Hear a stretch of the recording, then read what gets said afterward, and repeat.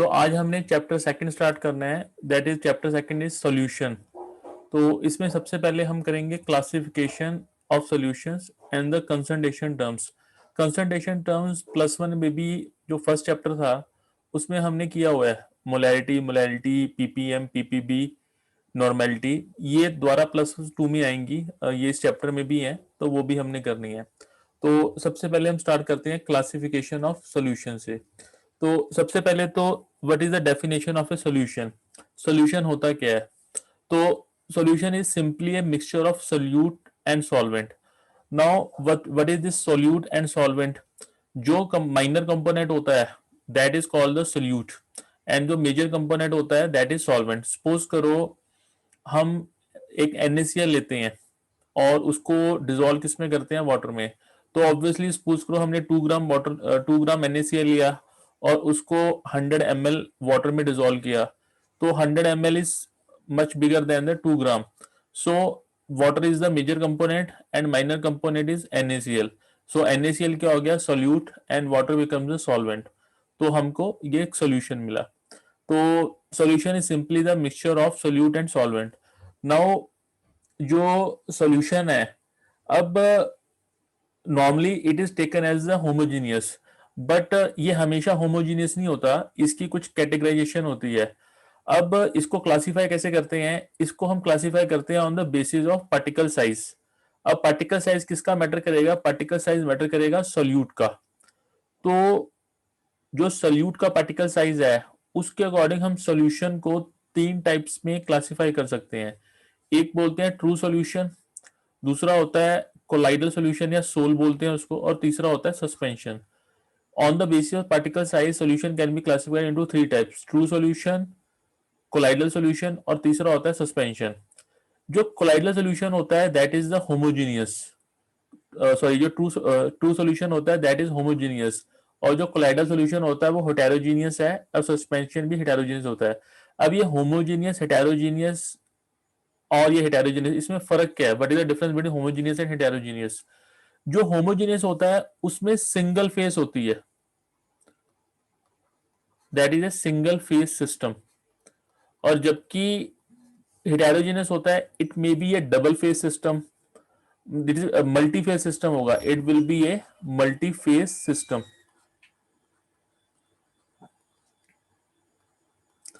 अब ये single phase system और जो होता है आपका मल्टी फेस सिस्टम, उसमें क्या फर्क होता है? तो उसको अंडरस्टैंड करने के लिए आप ये समझिए सिंगल फेज सिस्टम का मतलब क्या है कि जैसे पिछला एग्जांपल था, यहाँ पर वाटर के अंदर मैंने डिसॉल्व किया NaCl को।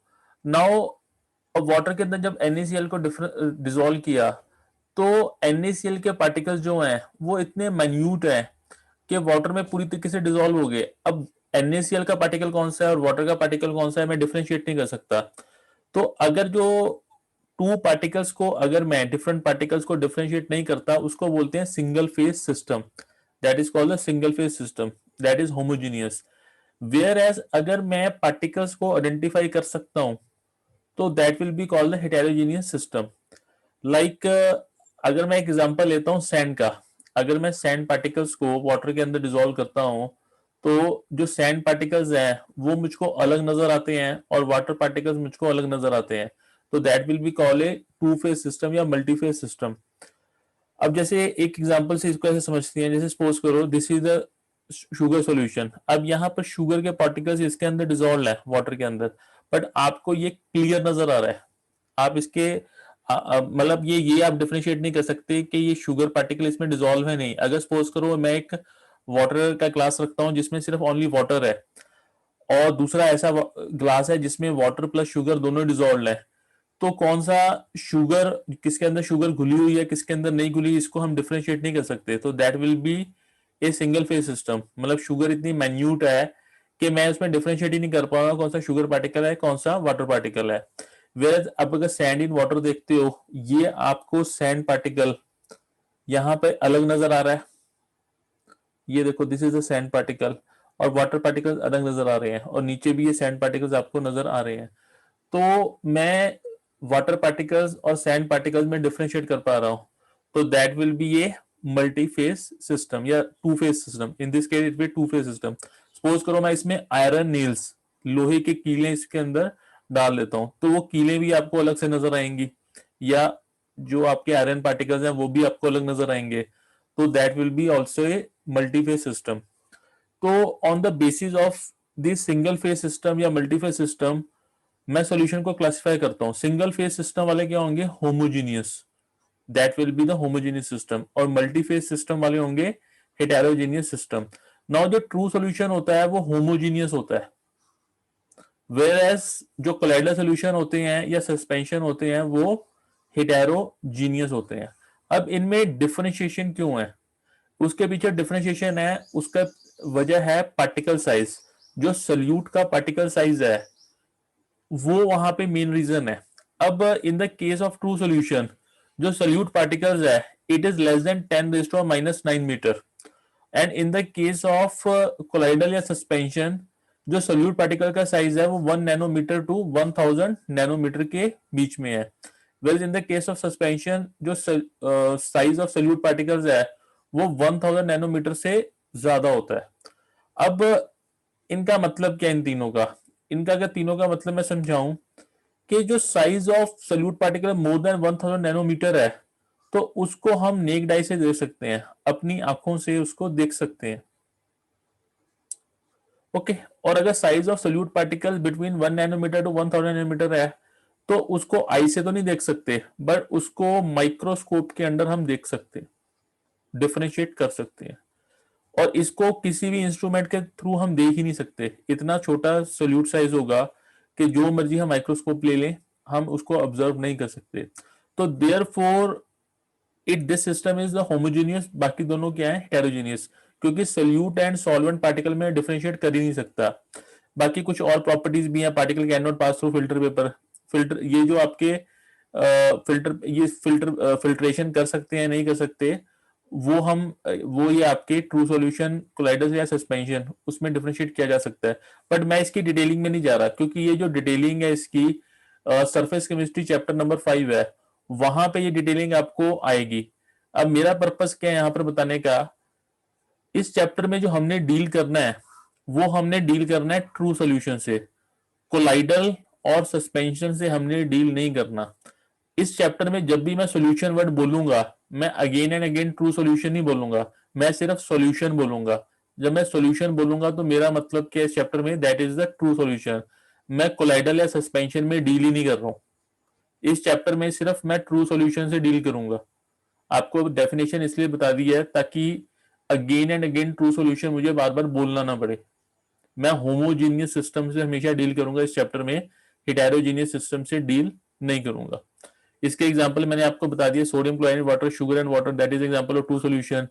मिल्क या fog, that is a colloidal solution. And muddy water, chalk या स्मोक जो है सस्पेंशन। अब यहाँ पे ये दोनों एग्जांपल तो आपकी समझ में आते हैं कि यहाँ पे शुगर पार्टिकल और वाटर पार्टिकल में डिफरेंशिएट नहीं कर सकता, यहाँ पे मैं कर पा रहा हूं। इन the case of milk how it is a heterogeneous system, देखो नेक्ड आई से तो मैं इसको डिफरेंशिएट नहीं कर पा रहा हूं। अब ये कोलाइडल सॉल्यूशन कैसे है? जो फैट पार्टिकल्स हैं, जो फैट पार्टिकल्स हैं they are dissolve in water, fat in water है। अब इसमें तो दिखाई नहीं दे रहा, इसमें तो सारे का सारा लिक्विड दिखाई दे रहा है। तो उसको जो ऑब्जर्व करने का तरीका होता है, जब आप इसकी डीनेचुरेशन करते हो, दूध की डीनेचुरेशन मतलब क्या है, इसको आप बॉईल करते हो तो बॉईल करने पे क्या होता है, जो ऊपर है क्रीम आ जाती है।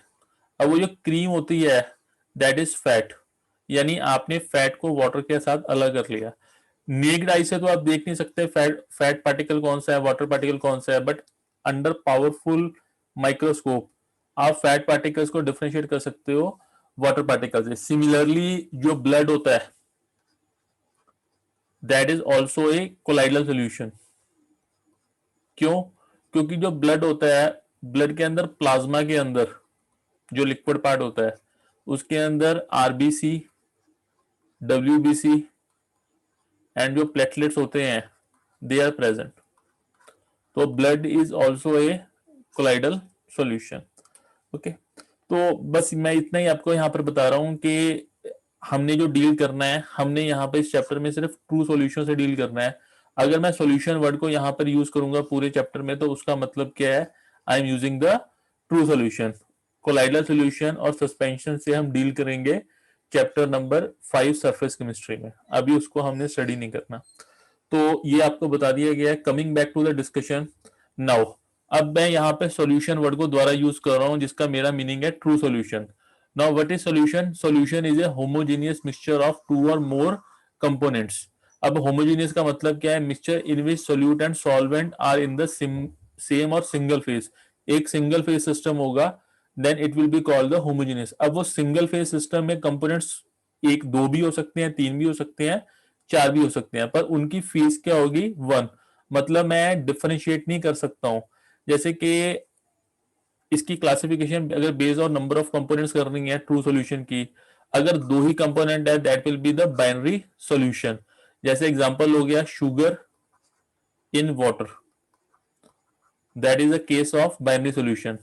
अगर तीन कंपोनेंट है that will B ternary solution. अब उसका एग्जांपल क्या है? Sugar salt in water.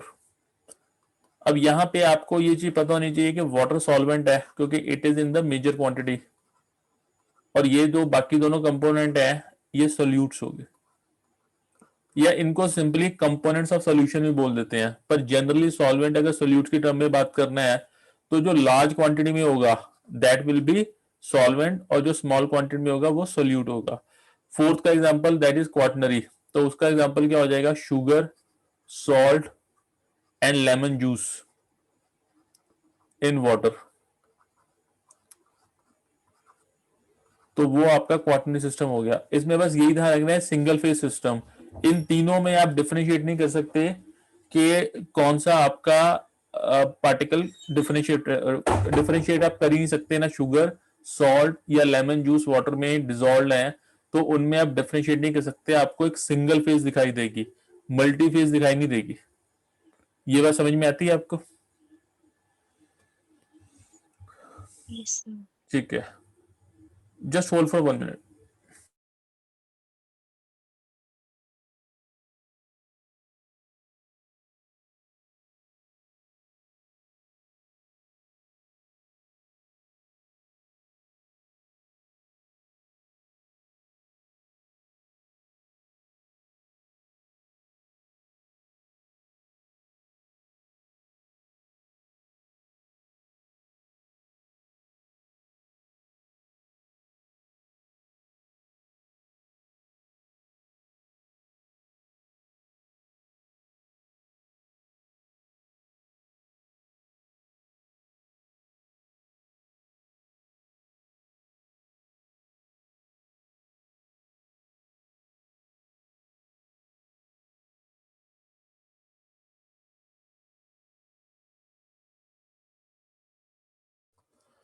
Okay, आगे चलते हैं।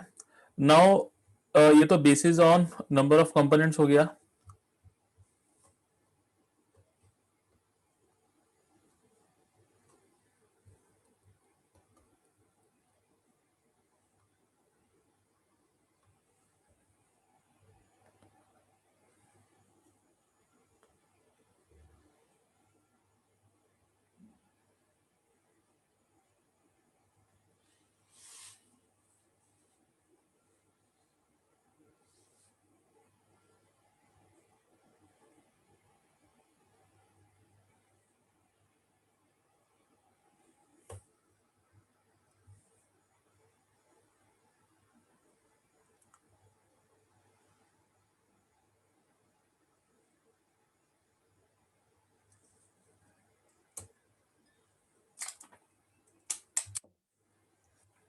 ओके, नाउ अनदर क्लासिफिकेशन क्या है? That is on the basis of type of solvent face, के जो सॉल्वेंट फेस है उसकी टाइप क्या है। नाउ सॉल्वेंट आपके तीन टाइप के हो सकते हैं। One is the liquid, solvent could be liquid, और solvent could be gas also, और solvent could be solid also. Now क्या सॉल्वेंट सॉलिड हो सकता है? हो सकता है, क्योंकि मुझे क्वांटिटी ज्यादा चाहिए। अगर मेरा सॉलिड जो फेस है इट इज मोर और लिक्विड कम है, तो वहां पे सॉल्वेंट क्या बन गया? That is solid. अब इसके एग्जांपल करते हैं। अब इसमें एक चीज का ध्यान रखना है, अगर सॉल्वेंट आपका जैसा होगा उसका नाम भी वैसे ही होगा। जैसे कि यहाँ पे सोल्यूट मेंशन है, this is solvent, this is example. तो यहाँ पर मैं गैसियस सॉल्यूशन की बात कर रहा हूँ। तो गैसियस सॉल्यूशन का मतलब क्या है कि यहाँ पर जो सॉल्वेंट है दैट इज गैस। तो पहला एग्जांपल क्या है, gas in gas, solute gas है, gas dissolve in gas. Now what is this, this is the mixture of nitrogen and oxygen gases. जो एटमॉस्फेरिक है या एयर है, that is the best example of the gaseous solution. इसमें major component कौन सा होता है, नाइट्रोजन, और उसके अंदर कौन सी गैसेस डिजोल्व है, ऑक्सीजन डिजोल्व है, CO2 डिजोल्व है, आर्गन, हीलियम, डस्ट पार्टिकल्स। तो या सिंपली अगर मैं नाइट्रोजन ऑक्सीजन गैसेस का मिक्सचर ले लेता हूं तो that is also example of gaseous solution, क्योंकि होमोजेनियस मिक्सचर होगा ये। देन लिक्विड इन गैस, जो लिक्विड है वो आपका गैस के अंदर डिजोल्व है। तो इसका एग्जांपल क्या होगा, इसका बेस्ट एग्जांपल तो water vapour in air, that is the humidity. जो वाटर होता है, वाटर वेपर्स होते हैं वो एयर के अंदर डिजोल्व होते हैं, उसको ह्यूमिडिटी भी बोलते हैं। प्रैक्टिकल एग्जांपल आप काफी किया होगा कि अगर आप एक ठंडा रखते हो, ठंडा वाटर रखते हो ग्लास में या आइस डालते हो, तो उसकी आउटर सरफेस पे क्या होता है, वाटर वेपर्स जो होते हैं या वाटर पार्टिकल्स अपीयर होते हैं। क्यों, क्योंकि जो वाटर वेपर्स आपके एटमॉस्फेयर में थे वो कंडेंस होके ड्रॉपलेट्स में कन्वर्ट हो गए। तो this is the best example, water vapour in air, that is example of liquid dissolve in the gas. या दूसरा एग्जांपल क्या है, chloroform mix with the nitrogen gas. Chloroform क्या होता है, दैट इज CHCl3, ये लिक्विड होती है, दिस इज लिक्विड। ये नाइट्रोजन के अंदर क्या होती है, डिजोल्व होती है। तो CHCl3 liquid dissolve in N2 gas, that is example of gaseous solution जिसमें लिक्विड गैस के अंदर डिजोल्व है। Third example is solid dissolve in gas. तो सॉलिड गैस के अंदर जो डिजोल्व है दैट इज द डस्ट और स्मोक पार्टिकल्स इन एयर। जो धुआं होता है, गाड़ियों का धुआं है या चिमनी से निकलता हुआ धुआं है किसी फैक्ट्री का, तो उसमें डस्ट या स्मोक पार्टिकल्स एयर के अंदर डिजोल्व होते हैं। या camphor in nitrogen gas. Now what is camphor, camphor को हिंदी में बोलते हैं कपूर, हवन वगैरह में या पूजा के काम में आता है। तो कैम्फर जो होता है वो एक सॉलिड होता है, वो नाइट्रोजन के अंदर जब डिजोल्व होता है यूनिफॉर्मली तो that is solid in gas. तो दीज आर द एग्जांपल। फिर नेक्स्ट आता है लिक्विड सॉल्यूशन। अब इसमें सॉल्वेंट क्या होगा, दैट विल बी लिक्विड। तो पहला example gas dissolve in liquid, that is oxygen dissolve in water जो कि एक्वेटिक लाइफ यूज करती है, या CO2 dissolve in water. Now इसका जो बेस्ट एग्जांपल है that are the aerated beverages. अब ये एरेटेड बीवरेजेस मतलब क्या है, दैट इज द कोक। जो कोक है इसमें CO2 क्या है, that is dissolve in the water, या सोडा वाटर जो होता है तो CO2 उसमें वाटर के अंदर डिजोल्व होती है। तो लिक्विड इन लिक्विड, ये तो बेस्ट एग्जांपल है, इथेनॉल और मिथेनॉल डिजोल्व इन वाटर। जो बियर है, जितनी भी विस्की हैं, तो उसमें इथेनॉल है, that is dissolve in water. या दूसरा लेमन जूस हो गया, ऑरेंज जूस हो गया, ठीक है। तो that is the best example of liquid in liquid. Then solid in liquid, तो that is salt in water या शुगर इन वाटर। तो ये भी आपको क्लियर है। फिर आता है सॉलिड सॉल्यूशन। अब सॉलिड सॉल्यूशन के केस में क्या होगा, सॉलिड जो होगा it will act as the solvent. तो पहला एग्जांपल है गैस इन सॉलिड। जो गैस है that is solute which is dissolve in solid. तो इसका एग्जांपल क्या है, solution of hydrogen in palladium. अब जो हाइड्रोजन है it is dissolve in palladium. Palladium के अंदर पोर्स होते हैं जिसमें हाइड्रोजन जाके क्या हो जाती है आपकी, डिसॉल्व हो जाती है या एब्जॉर्ब कह सकते हैं, उसके ऊपर डिपॉजिट हो जाती है। तो that is example of solid solution. एक हमने किया था हाइड्रोजिनेशन किया था +1 में, ऑर्गेनिक केमिस्ट्री में किया था। तो उसमें क्या करते थे हम, CH2 लेते थे और ऊपर इसमें H2 को पास करते थे इन द प्रेजेंस ऑफ निकल, प्लेटियम या प्लेडियम। तो हमको मिलता क्या था, हमको H2 गैस जो है इसके अंदर एडअप हो जाती थी, तो हमको इथेन मिलता था या अल्केन मिलता था। तो यहाँ पर जो H2 गैस थी ये हम पोरस लेते थे, ठीक है। पोरस मतलब उसमें छोटे छोटे होल्स होते थे। जो H2 था वो इसके अंदर जाके एब्जॉर्ब, इसके ऊपर डिपॉजिट हो जाता था, या प्लेटिनम के ऊपर या निकल के ऊपर। तो this is the same case, इसको सॉलिड सॉल्यूशन बोलेंगे अगर H2 इसके ऊपर जाके डिपॉजिट हो जाती है। एब्जॉर्प्शन का मतलब होता है डिपोजिशन। तो that is example of solution. फिर आता है लिक्विड इन सॉलिड। जो लिक्विड है वो सॉलिड के अंदर डिजोल्व है, तो उसका एग्जांपल है amalgams. Now what are amalgams? Amalgams होते हैं कोई भी ऐसी मेटल जिसके अंदर मर्करी डिजोल्व है, that is called the amalgam. Now mercury with sodium, उसको बोलते हैं सोडियम अमलगम। तो या जिंक अमलगम ले लो, कोई भी अमलगम ले लो, तो that will be the example of solid, liquid and solid. अब ये जो सोडियम अमलगम है, मर्करी विद सोडियम, इसका बेस्ट यूज किसमें होता है? That is in the case of sorry cavity filling. जो टूथ के अंदर कैविटीज बन जाती हैं, तो कैविटी फिलिंग में हम अमलगम का यूज करते हैं। बट ये ओल्ड मेथड है, आज की डेट में सोडियम अमलगम को यूज नहीं करते कैविटी फिलिंग के लिए। रीजन बीइंग जो मर्करी है दैट इज पॉइजनस। हालांकि सोडियम जो अमलगम है वो इतनी ज्यादा पॉइजनस होती नहीं है। जो प्योर मर्करी है that is poisonous for human body, but फिर भी एक रिस्क एलिमेंट होता है। अगर सोडियम अमलगम को हम यूज करते हैं टूथ कैविटी को फिल करने के लिए, और वो टूथ कैविटी मतलब कैविटी जो है निकल गई, जो हमने फिलिंग की है, और वो स्टमक में चली गई, तो इट विल क्रिएट प्रॉब्लम्स। तो नॉर्मली आज की डेट में कैविटी फिलिंग के लिए सोडियम अमलगम को यूज नहीं करता, पर फिर भी कुछ यूज करते हैं क्योंकि चीप पड़ती है। आजकल कंपोजिट्स की फिलिंग होती है, पर दैट इज एक्सपेंसिव। ओके, फिर होता है आपका solid in liquid, solid in solid. तो that is the example of alloys. Alloys के केस में क्या होता है? जो सॉलिड होता है वो सॉलिड के अंदर डिसॉल्व होता है। जैसे अलॉयज जितनी भी होती हैं, तो अलॉयज के केस में क्या होता है? जैसे सपोज कर लो आपका ब्रास है, तो ब्रास किसमें है? जिंक और कॉपर का होमोजेनियस मिक्सचर है। एक जिंक है, देन कॉपर, जिंक, कॉपर। तो that is the copper dissolve in gold या कॉपर डिसॉल्व इन जिंक। कोई भी अलॉय है that is example of solid in solid. तो इसमें क्वेश्चन क्या आएगा? क्वेश्चन आपको एक तो सब्जेक्टिव आ सकता है कि give the example of a gaseous solution, या give the example of a solid solution which solid is dissolved in solid, तो दैट एग्जांपल ऑफ अलॉय। या अलॉय देके कि किस सॉल्यूशन का एग्जांपल है वो पूछ सकता है। तो कंपटीशन में भी क्वेश्चन आ सकता है, और जो है सीबीएसई में भी क्वेश्चन इसका बनता है। तो एग्जांपल्स आपको याद होने चाहिए। अब आगे चलते हैं। Now next topic is the concentration of solution, very very important. और इसकी इंपॉर्टेंस जो है प्लस वन में भी है, प्लस वन में भी हमने किया था। और इस पे हर साल CBSE, JEE mains, advance question आता ही आता है। तो सभी के लिए इंपॉर्टेंट है ये, नीट में भी आता है। तो या क्वेश्चन ना भी आए, कुछ ना कुछ इसका एप्लीकेशन पार्ट आता जरूर है, तो इसको करना जरूरी है। नौ सबसे पहले तो what do you mean by concentration of solution? The amount of solute dissolve in per unit amount of solvent, और solution is called the concentration of solution.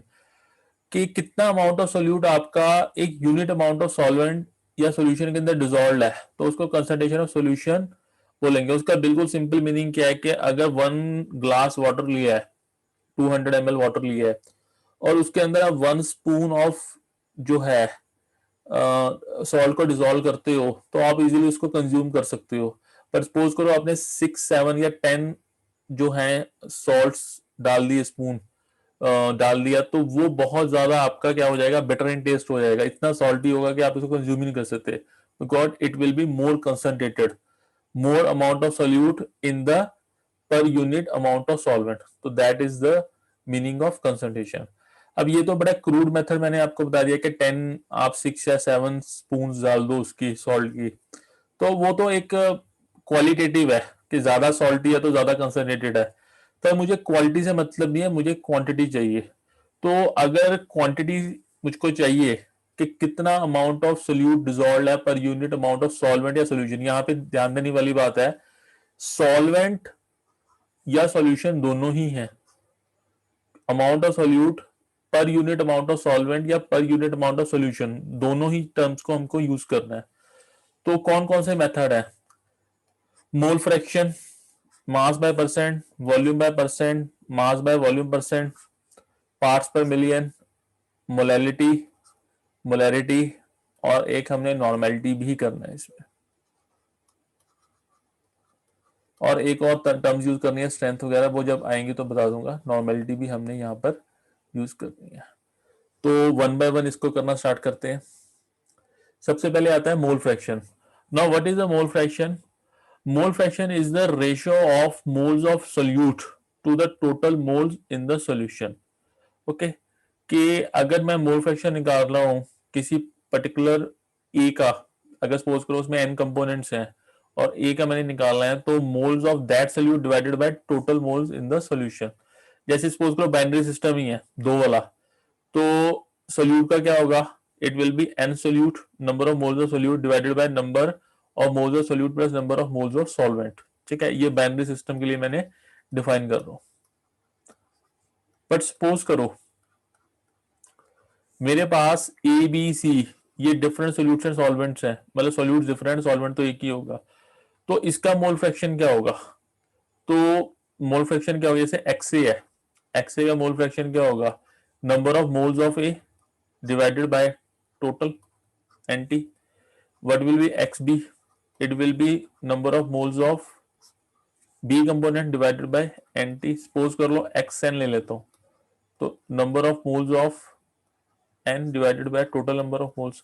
अगर मैं इन सबको ऐड कर देता हूं, सपोज करो मैं यहां पर ऐड कर रहा हूं X A plus X B up to X N, तो it would be N A upon N T plus N B upon N T up to N N upon N T. तो ये क्या हो जाएगा, LCM N T आ गया, तो it is n a plus N b plus n n. तो total क्या हो जाएगा, number of moles total divide by number of moles total, तो इट वुड बी 1। यानी कि मोल फ्रैक्शन मैंने अगर ऐड कर दिया सभी कंपोनेंट्स ऑफ सॉल्यूशन का, तो उसकी वैल्यू क्या आएगी, दैट विल बी यूनिटी। और इसको इस फॉर्म में भी एक्सप्रेस कर सकते हैं, आई समेशन का साइन आ गया, I is equal to A X I, where I is equal to A से लेके अप टू एन, तो इसका समेशन क्या होगा, दैट इज 1। ये सिंबल का मीनिंग तो समझ में आता है, समेशन ऐसा किया हुआ है। चलो मैं समझाता हूँ, समेशन का मतलब क्या है, एक्स आई के I is equal to A से स्टार्ट करना है, X A plus X B plus X C plus X D, और एंड में क्या होगा, that will be X N. ये एंड वाला होता है, ए से स्टार्ट करके एन तक जाना है। ये क्लियर है इतना? Hello, Yes, sir. ओके। तो इस पे एक क्वेश्चन करते हैं।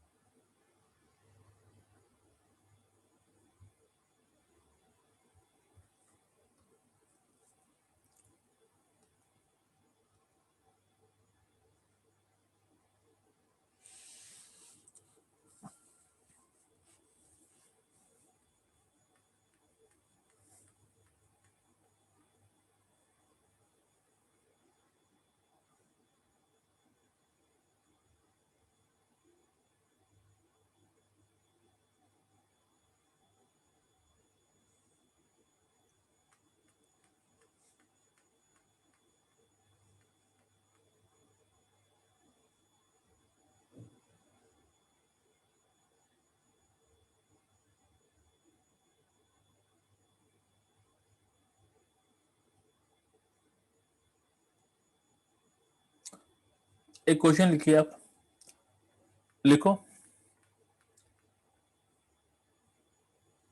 180 gram of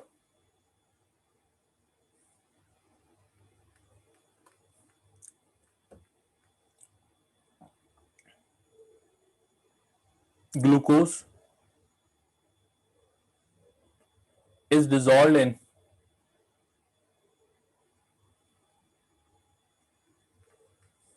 180 gram of water. Calculate mole fraction of glucose and water.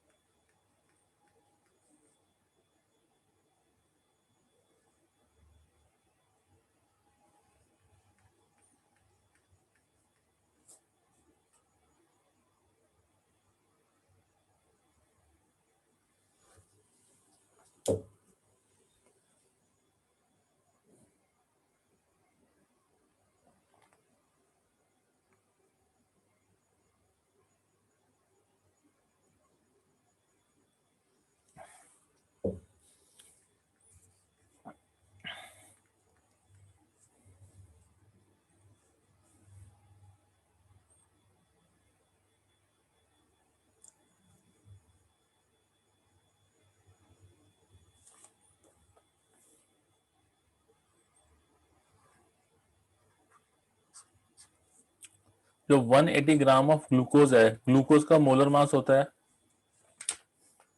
180 gram. 180 gram of glucose that is C6H12O6. ये किसमें डिजोल्व है? It is dissolve in 180 gram of water.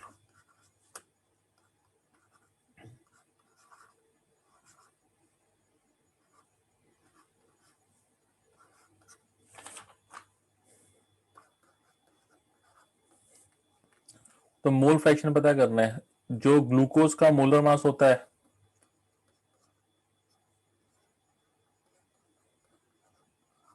That is 180 gram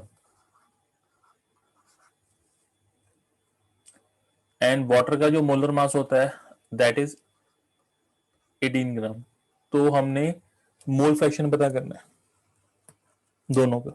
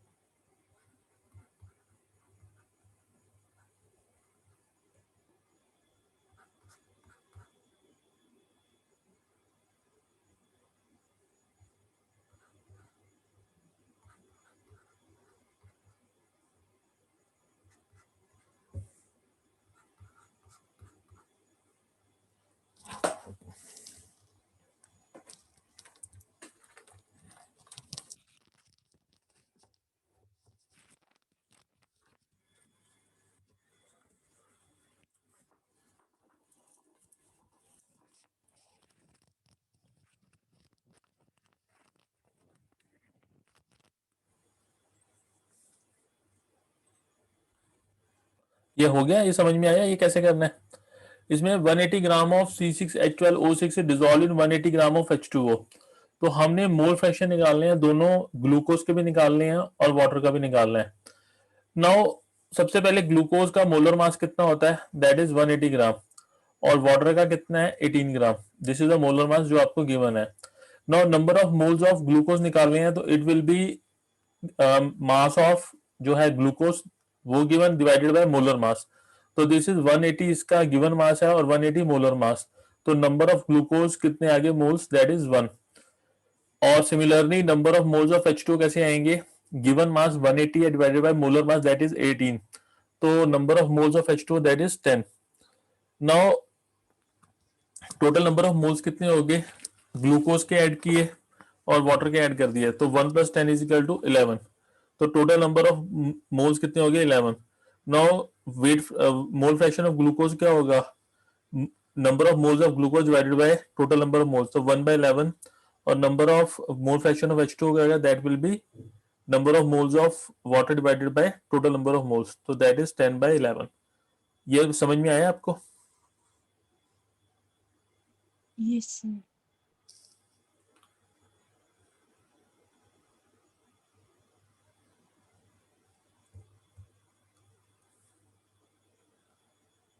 okay अगर इन दोनों को हम add करते हैं तो आंसर क्या आ जाएगा, 1। 1 + 10 प्लस 1/11 प्लस 10/11, तो दैट विल बी 1। तो this was the mole fraction. अब आगे चलते हैं। सेकंड आपका आता है मास बाय परसेंट। तो इसको मास बाय मास भी बोलते हैं, डब्ल्यू परसेंट या W/W बोलते हैं या M/M बोलते हैं। तो ये क्या होता है, mass of solute divided by mass of solution into 100। या इसको डिफाइन करने का तरीका क्या वर्ड्स के अंदर, it is defined as the mass of solute in grams present in 100 gram of solution. ठीक है। अब इसका मतलब क्या है कि जैसे सपोज करो मुझे स्टेटमेंट क्या दिया गया है, मुझे स्टेटमेंट दिया गया है कि 20% aqueous solution of NaCl by mass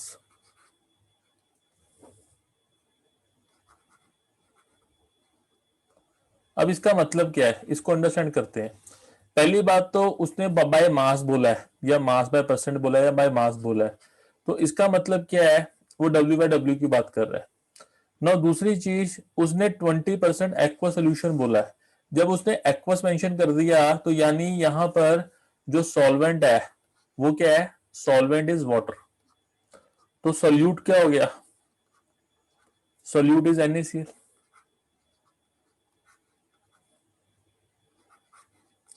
now अब यहां पर देखो 20% एक्वा सोल्यूशन की बात कर रहा है। Now it is 20% aqua solution की बात कर रहा है, तो इसका मतलब क्या है कि 20 gram of NaCl is dissolved in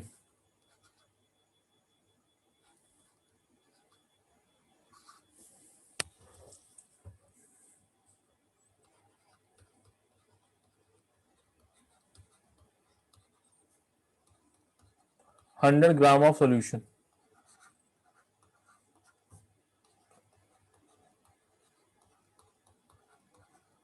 ठीक है, 20 gram of NaCl is dissolved in 100 gram of solution. तो यहाँ पे 100 ग्राम ऑफ सॉल्यूशन हो गया, तो मास ऑफ वाटर क्या होगा, वो 100 ग्राम नहीं होगा, क्योंकि 100 ग्राम तो सॉल्यूशन का मास है। मास ऑफ वाटर क्या होगा, दैट विल बी 80 ग्राम। ये समझ में आता है? इस स्टेटमेंट को समझ में आना चाहिए, क्योंकि आपको एग्जामिनेशन में स्टेटमेंट गिवन होगी 20% aqua solution of NaCl by mass. ये स्टेटमेंट आपको पता होना चाहिए।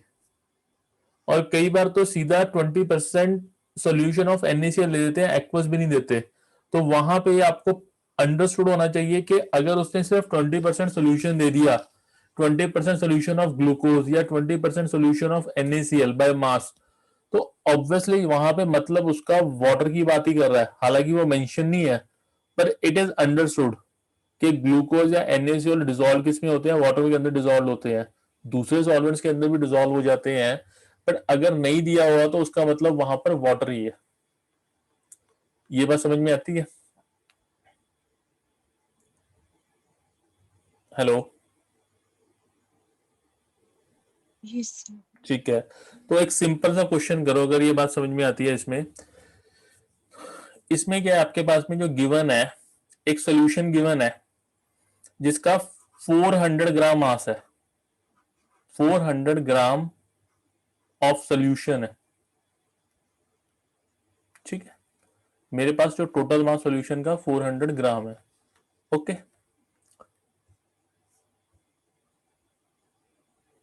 25%, ओके, एक्वा सोल्यूशन ऑफ, चलो NaCl ले लो।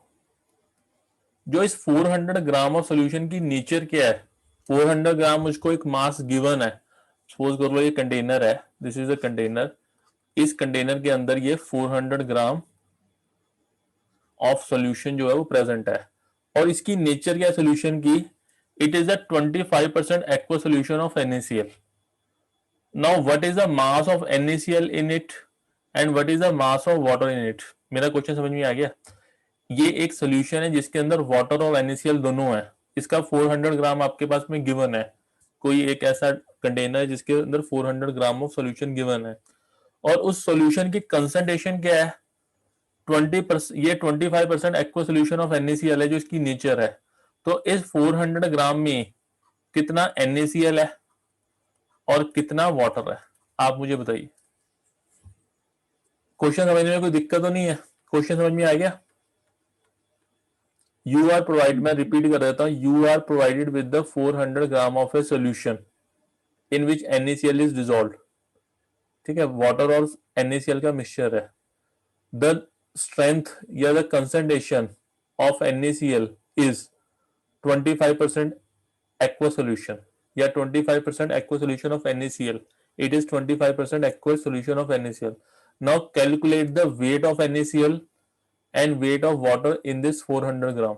बताइए NaCl कितना इसके अंदर है और वाटर कितना इसके अंदर है?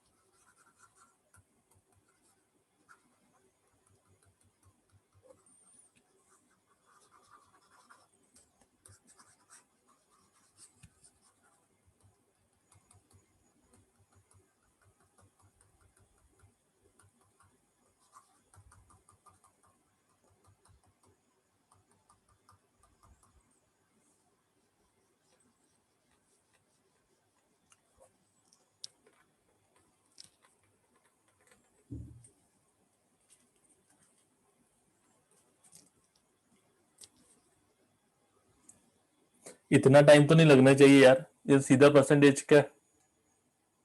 इतना टाइम कैसे लग रहा है? क्वेश्चन समझ में आया आपको दोनों को?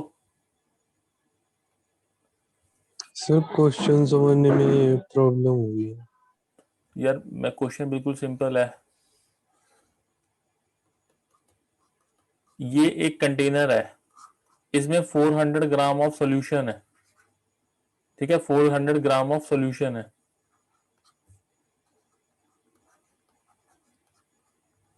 अब सॉल्यूशन किस चीज का है, इसके अंदर NaCl है, नमक है, ठीक है, जो कि सोल्यूट है, और वाटर जो कि एक सॉल्वेंट है, यानी कि NaCl वाटर के अंदर डिजॉल्व है। ठीक है, 400 ग्राम इसका मास है सॉल्यूशन का। अब इस सॉल्यूशन की नेचर क्या है? It is 25% aqueous solution of NaCl।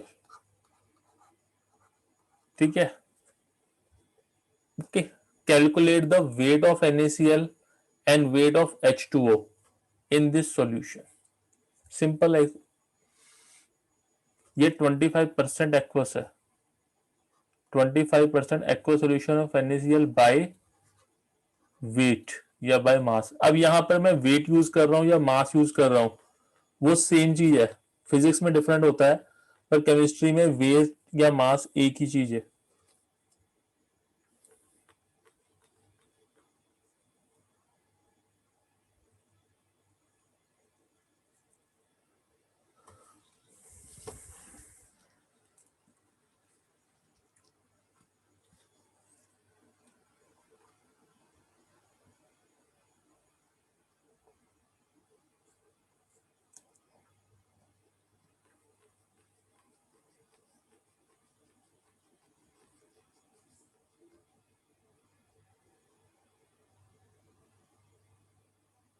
इसमें इतने प्रॉब्लम क्या है मुझे समझ नहीं आई यार।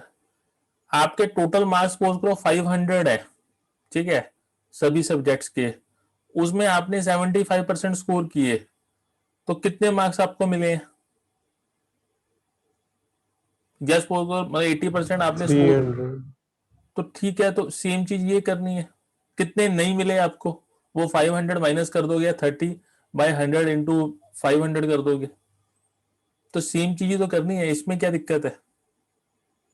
चलो मैं करता हूं इसको। आपके पास में 400 ग्राम ऑफ सोल्यूशन है, इसके अंदर NaCl डिजॉल्व है और वाटर डिजॉल्व है। NaCl is dissolve in the water, और इसकी नेचर क्या है? It is 25% aqua solution of NaCl by weight. इसका मतलब क्या है कि अगर भाई इसका 100 ग्राम होता है इसका मास सोल्यूशन का, तो उसमें 25 ग्राम NaCl ने होना था और 75 ग्राम वाटर ने होना था, पर उतना नहीं दिया हुआ आपको, दिया 400 ग्राम ऑफ सोल्यूशन। तो वेट ऑफ NaCl क्या होगा? Weight of NaCl, it would be 400 into 25/100। ठीक है, जैसे 75% मास आपको मिले तो कितने मिले, तो 500 इंटू 75/100। तो ऐसे ही 400 ग्राम सोल्यूशन में NaCl कितना होगा? 400 इंटू 25/100, तो इट वुड बी 100 ग्राम। और वाटर कितना होगा? Weight of H2O, that will B 400। अगर 25% NaCl है तो 75% क्या है? वाटर, तो इट वुड बी 300। इसमें कंफ्यूजन कहां पे है, पहले मुझे ये समझाओ आप।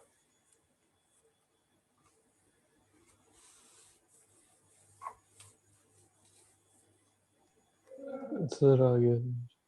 आपको ब्रांच ये क्लियर है? This is okay? सर पहले ऐसे ही करा था, मुझे लगा कि ये गलत है, इसलिए मैंने बोला। नहीं नहीं, बोल दो ना, उसमें कोई इश्यू नहीं, गलत होगा तो उसको करेक्ट कर देंगे। मैं कौन सा कोई बहुत ज्यादा डांटता हूँ आपको, अगर आपको करते हो बी कॉन्फिडेंट, गलत होगा तो उसको ठीक कर देंगे, कोई बात नहीं। बट आप बताओ उसको कि ये चीज हुई है, अगर गलत होगा तो कोई बात नहीं है, ये कौन सा फाइनल एग्जामिनेशन है। बट एटलीस्ट बताइए आप कि ये चीज हमने की है, इसका आंसर ये है। चलो, दिस इज ओके, तो ये बिल्कुल सिंपल है। तो आगे चलते हैं। तो इसमें एक चीज का ध्यान रखना है, इसमें यूनिट्स ग्राम में है, जो मास बाय परसेंट होता है, mass of solute in gram and mass of solution in gram, ये स्पेसिफिक है इस केस में। इसके यूनिट्स ग्राम्स ही हैं, किलोग्राम्स या डेसीग्राम या कुछ नहीं है, सिर्फ ग्राम्स में होगा, इसको ध्यान में रखना है। ओके, जब भी परसेंटेज गिवन है तो वो ग्राम्स में गिवन होगी। चलो आगे चलते हैं।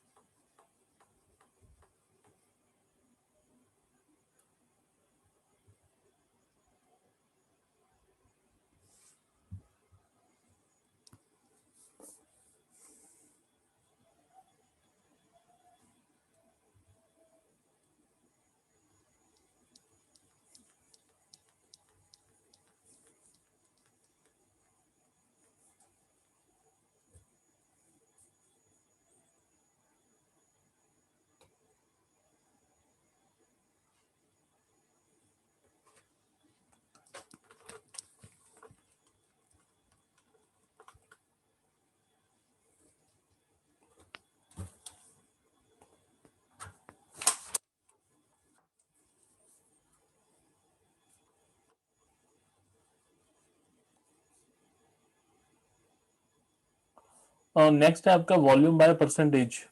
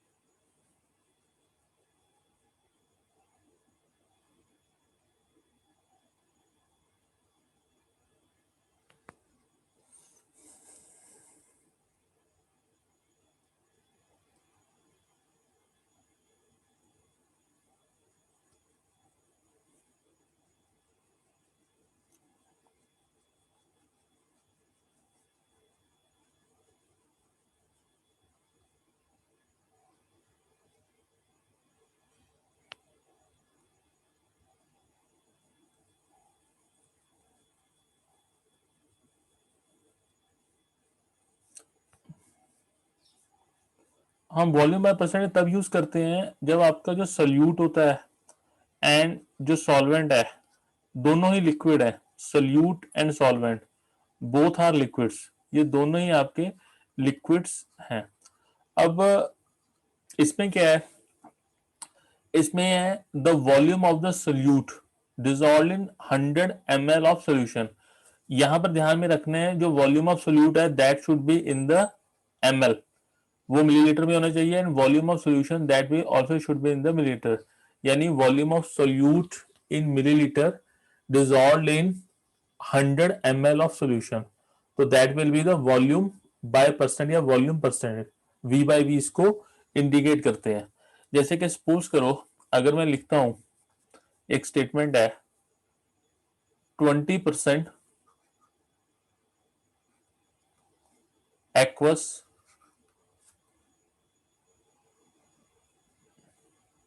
इथाइल अल्कोहल सॉल्यूशन,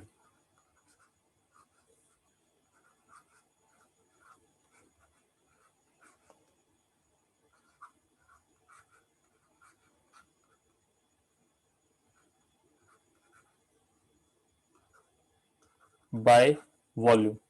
अगर मेरी स्टेटमेंट ये है 20% aqueous ethyl alcohol solution by volume, अब जहां पे एक्वस वर्ड आ गया तो यानी कि जो सॉल्वेंट है दैट इज वाटर,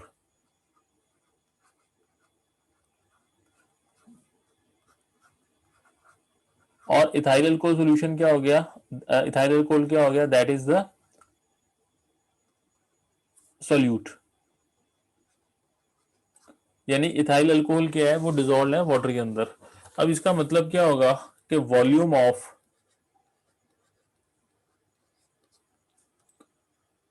अल्कोहल ये कितना हो गया, volume of alcohol is 20 ml और वॉल्यूम ऑफ वाटर वो 80 ml होगा, क्योंकि 100 ml क्या होगा, that will be the volume of solution.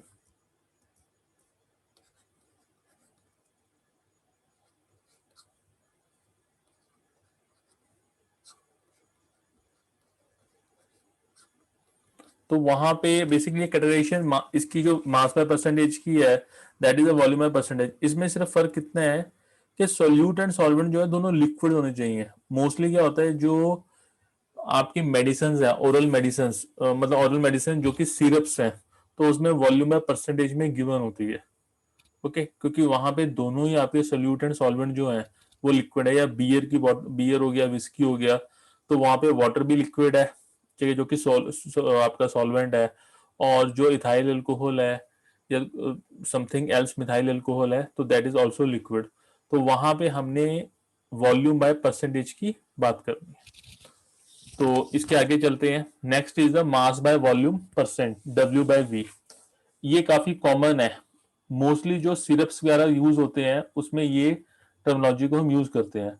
Now mass by volume percent का मतलब क्या है, it is defined as the mass of solute in grams dissolve in 100 ml of solution.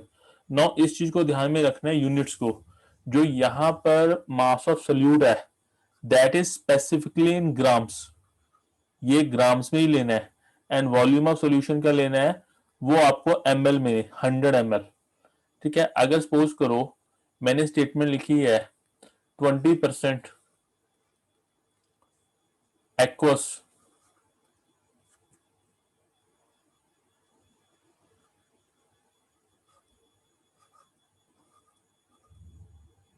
NaCl solution W/V, तो यहां पे ये क्लियर है कि जो मास ऑफ सोल्यूट है, मास ऑफ NaCl है, दैट इज 20 ग्राम,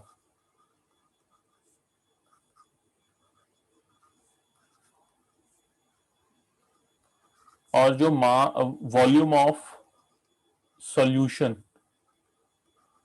वो कितना हो गया 100 ml, यानी 20 gram of NaCl 100 ml of solution में डिसॉल्व है। यहां पर एक चीज का ध्यान रखना है, ये 100 ml ऑफ सॉल्यूशन है, ये 100 ml ऑफ वाटर नहीं है, this is not 100 ml water, क्योंकि 20 ग्राम NaCl का भी कुछ ना कुछ मास होगा, कुछ ना कुछ वॉल्यूम होगा, sorry, are you getting my point? 20 gram NaCl का कुछ ना कुछ वॉल्यूम Yes, जरूर sir. होगा, तो this is volume of solution, volume of solvent नहीं है। अब वॉल्यूम ऑफ सॉल्वेंट अगर कैलकुलेट करना है तो कैसे करेंगे, तो वो इस तरीके से नहीं हो सकता, वहां पे आपको कुछ इंफॉर्मेशन डेंसिटी वगैरह और कुछ प्रोवाइड किया जाएगा, पर एज सच इससे नहीं हो सकता। ओके, तो यहाँ पर volume of solution 100 ml and mass of solute है, mass of NaCl that is 20 gram, तो this is mass by volume percentage. चीज का ध्यान रखना है कि मास ऑफ सोल्यूट जो होगा वो ग्राम में होगा और मास ऑफ सॉल्यूशन ml में होगा। ओके, नाउ इसी की आगे एक एक्सटेंशन है जो मैं यहाँ पे आपको करवा देता हूँ। अब वो एक्सटेंशन क्या है,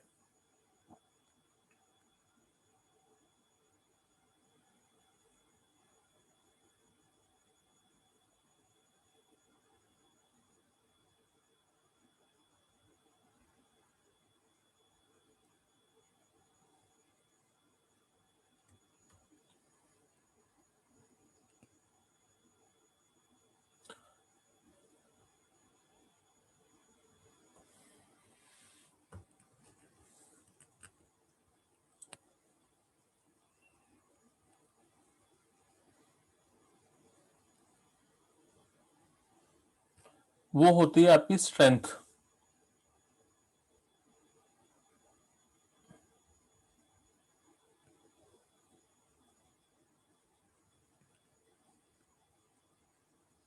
that is strength. Now strength is a extension of mass by volume. अब इसमें क्या है, इट इज ग्राम पर लीटर।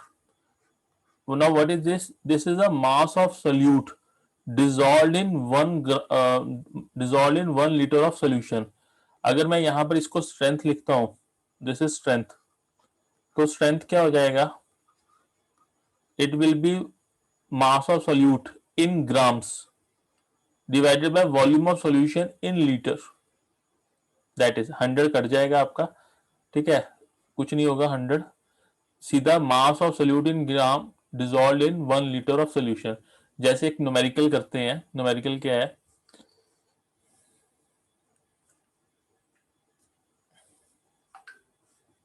कुछ हैंगिंग की प्रॉब्लम आ रही है, पता नहीं पहले तो कभी नहीं आई, बट आज ये प्रेजेंटेशन में कुछ फ्रिक्शन क्रिएट हो रहा है, स्मूथ नहीं है। नाउ क्वेश्चन क्या है, this is 20 gram of glucose is dissolved in H2O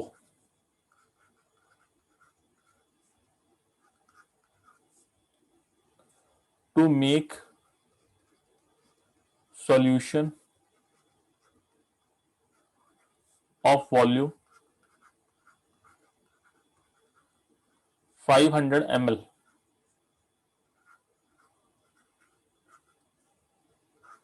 ठीक है, नंबर 1 कैलकुलेट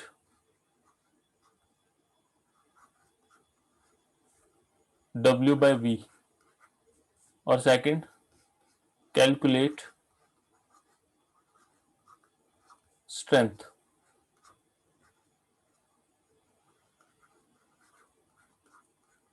ठीक है, तो इसका आंसर करते हैं। 20 gram of glucose is dissolve in H2O, water में डिसॉल्व किया to make solution of volume 500 ml। तो यहाँ पे मैं वाटर का वॉल्यूम नहीं ले रहा हूँ, मेरी जो स्टेटमेंट है, मैंने कुछ वाटर लिया, उसके अंदर 20 ग्राम ग्लूकोज को डिसॉल्व कर दिया, तो नेट जो सोल्यूशन का जो वॉल्यूम है दैट इज 500 ml। ओके, तो 500 ml सॉल्यूशन का वॉल्यूम है और उसमें 20 ग्राम ग्लूकोज मैंने डिसॉल्व किया है। तो पहले कैलकुलेट W बाई वी करूंगा, ठीक है, परसेंटेज W बाई वी कर देता हूँ, percentage W by V, mass by volume percent, और सेकंड स्ट्रेंथ। तो पहले ऑप्शन करता हूँ W बाई वी, तो परसेंटेज W बाई वी क्या होगा, it will be volume of solute in gram. तो volume of solute in gram क्या है, 20 gram divided by volume of solution in ml। तो ml में क्या है, इट इज 500 ml इंटू 100। तो ये कितना आ गया आपका, इट इज 4%। तो 4% हो गया W बाई वी, ठीक है, वॉल्यूम बाय परसेंट कितना हो गया, 4%। ओके, सेकंड, अब मैंने कैलकुलेट करना है स्ट्रेंथ।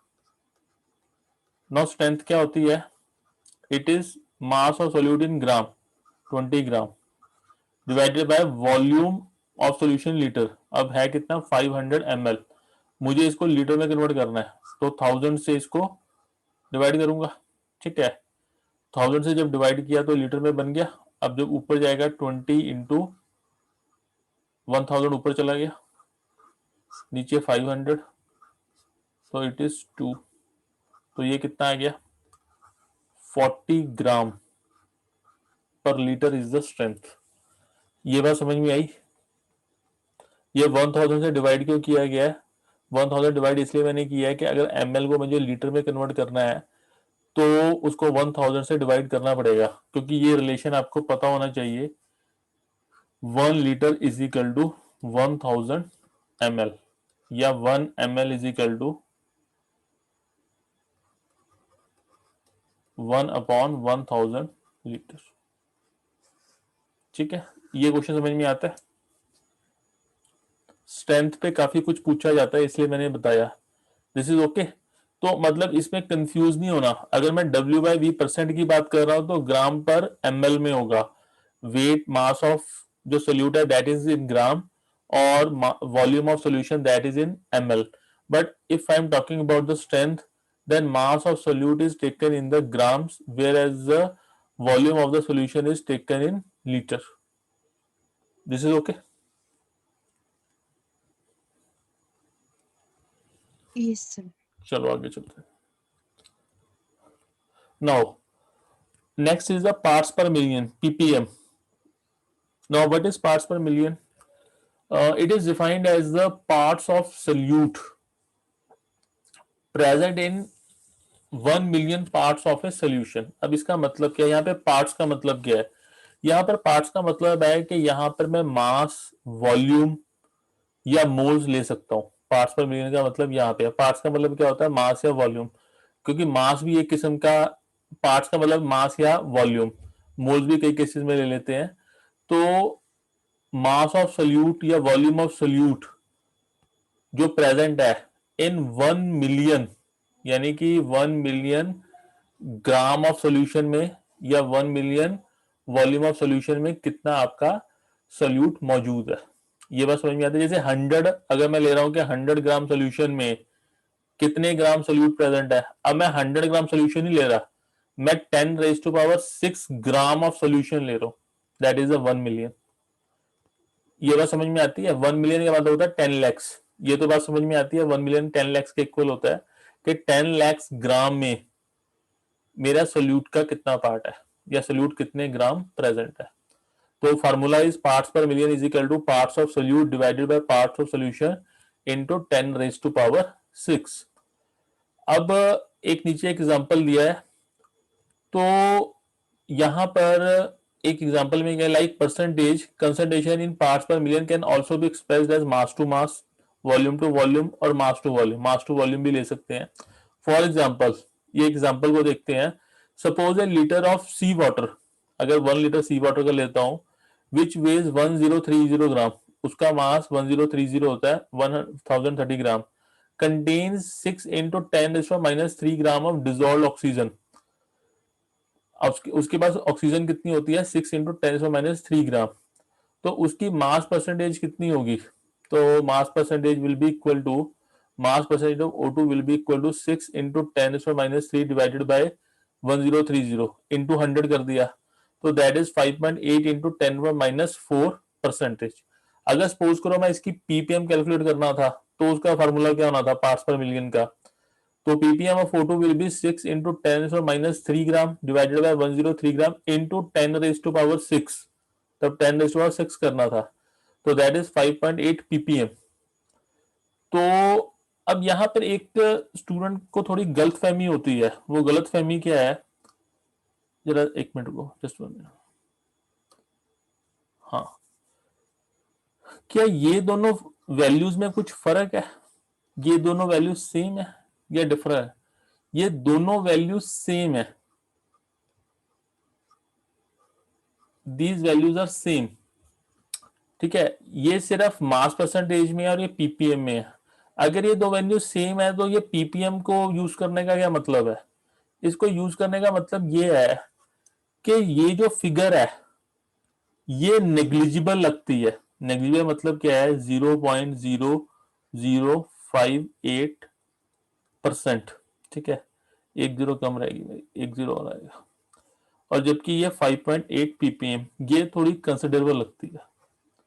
सिर्फ प्रेजेंटेशन का फर्क है। इसको मैं ऐसे समझाता हूं कि सपोज करो आप किसी रेस्टोरेंट में खाना खाने गए, ओके, और डिनर के बाद में आपको स्वीट डिश ऑफर कर रहे हैं।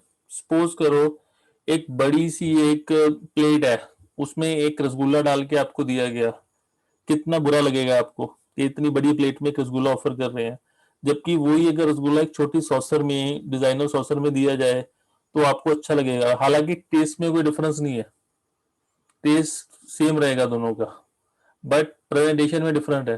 तो यहाँ पे ये फिगर जो है 0.0058, ये लगता है बहुत ही छोटी फिगर है, इसको निगलेक्ट करना चाहिए, बट यहाँ पर 5.8 ppm ये कंसिडरेबल लगती है, तो एक लुकेबल या कंपेरेबल फिगर रखती है, तो इसलिए इसको पीपीएम में हम लेना पसंद करते हैं, जबकि परसेंटेज में इसको लेना पसंद नहीं करते। So this is a matter of presentation. हालांकि कंसंट्रेशन या वैल्यू, प्रैक्टिकल वैल्यू दोनों की सेम है, कोई डिफर नहीं कर रहे, सिर्फ कम होने की वजह से इसको हम यूज कर रहे हैं। उसके बाद में एक और फिगर भी है जिसको मैं यहीं पे एक्सप्लेन कर देता हूं, जो इससे भी छोटी होती है, दैट इज पार्ट्स पर बिलियन।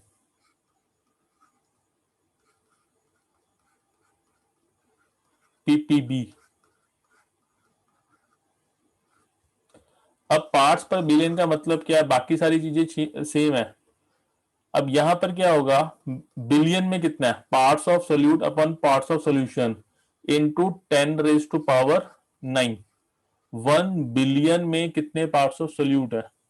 अब यहां कब यूज करते हैं? जब आपका जो सोल्यूट होता है it is present in the trace quantities. For example जो लेड है, लेड इन वाटर,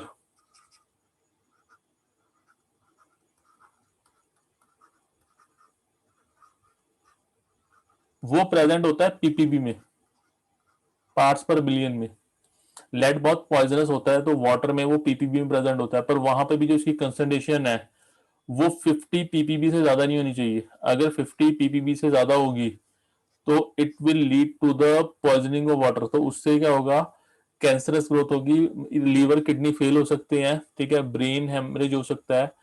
तो इसलिए पीपीबी में यहाँ पर लेड की कंसंट्रेशन इंपॉर्टेंट है, तो वहां पर पीपीबी मैटर करेगा, लेड इन वाटर, ठीक है। पीपीएम तो छोड़ दो, ग्राफ में तो छोड़ दो, पीपीबी मैटर करेगा, lead in water.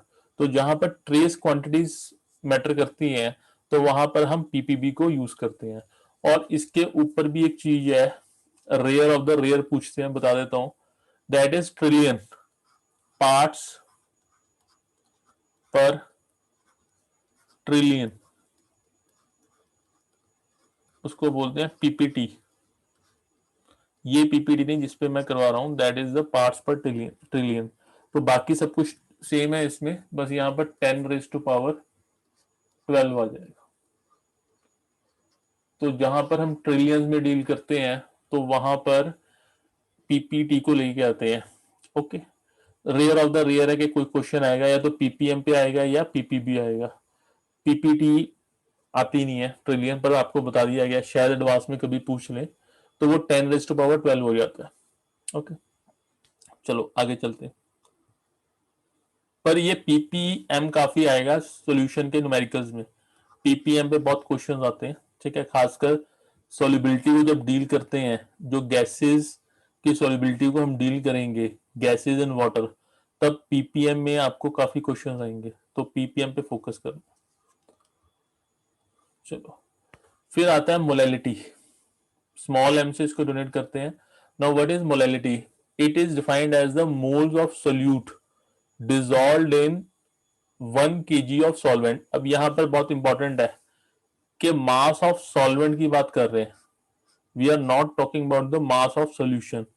Number of moles of solute dissolved in 1 kg of solvent. तो यूनिट्स ऑफ मोलैलिटी क्या हो गए? Mole per kg, mole solute के kg mass of solvent. Okay, अब जैसे कि 3 मोलल और 3 m सॉल्यूशन मींस, अगर मैं कहता हूं 3 मोलल है या 3 स्मॉल एम, यहां पर स्मॉल एम है, ये मोल पर केजी का मतलब क्या है? Small M. तो इसका मतलब क्या है? इसका मतलब है there are 3 moles of the solute in 1 kg of the solvent. 1 kg solvent में 3 मोल्स ऑफ सोल्यूट प्रेजेंट है। ओके, अब इसका एक एडवांटेज है मोलैलिटी का। मोलैलिटी का एडवांटेज क्या यूज करने का? इसमें जो मास है that is both in the numerator और डिनोमिनेटर। जो मोल्स ऑफ सोल्यूट है वो मास अपॉन मास होते हैं, तो दिस इज क्वांटिटी इन मास, और ये नीचे वाला तो मास है ही है।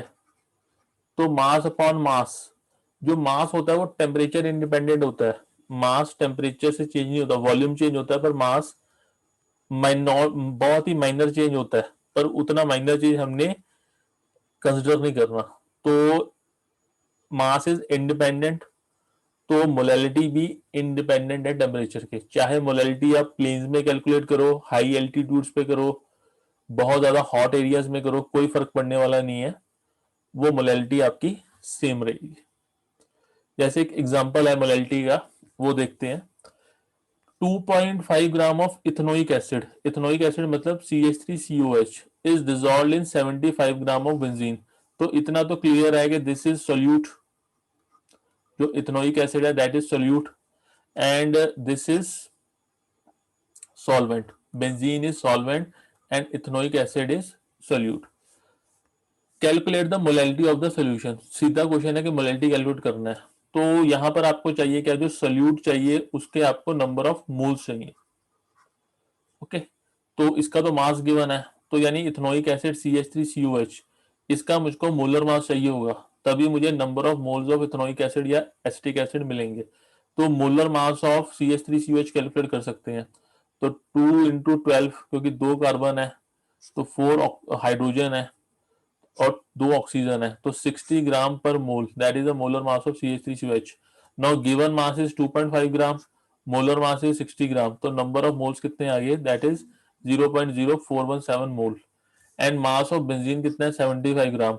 अब ये 75 ग्राम को भी आपको केजी में कन्वर्ट करना पड़ेगा, क्योंकि आपको मास जो चाहिए वो आपको केजी में चाहिए बाय डेफिनेशन। तो मोलैलिटी ऑफ CH3COH क्या हो गया? मोल्स ऑफ CH3COH, ठीक है, जो कि हमने कैलकुलेट किया है। अब यहाँ पर मास of benzene in gram into 1000 कर दिया। अब ये चीज कहां से आई? थोड़ी इस चीज को थोड़ी देर के लिए भूल जाओ, ये मास ऑफ बेंजीन इन ग्राम है और मुझे यहाँ पर किलोग्राम में चाहिए, तो इसको किलोग्राम में कन्वर्ट करने के लिए मुझको 1000 से इसको डिवाइड करना पड़ेगा। जैसे 1000 से डिवाइड किया तो ये फिगर आपकी ऊपर चली जाएगी। ये तो मैंने आपको बताया हुआ है कि A/B डिवाइडेड बाय C/D, तो it comes out to A/B into D ऊपर चला गया और C नीचे था। ठीक है, तो ये हमने अप्लाई किया फार्मूला, तो हमारा आंसर आ गया। ये मोलैलिटी क्लियर है आपको? दिस इज ओके एग्जांपल से? Yes sir. ठीक है, अगर क्लियर है तो अभी आपसे क्वेश्चन पूछते हैं। इस क्वेश्चन में थोड़ा मैं चेंज करता हूं।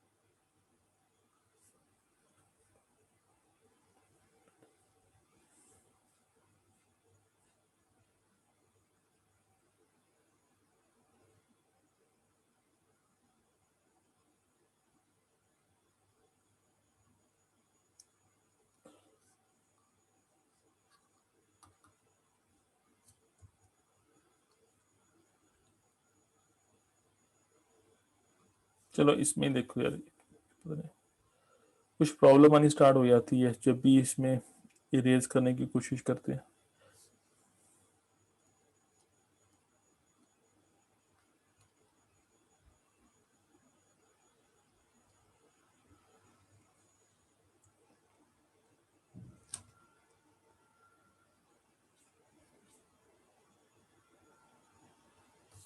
चलो आप लिखिए इधर, ये जो 2.5 ग्राम है ना, तो इसके ऊपर लिख दो 20 ग्राम ऑफ इथेनोइक एसिड की जगह लिखो NaOH, sodium hydroxide NaOH।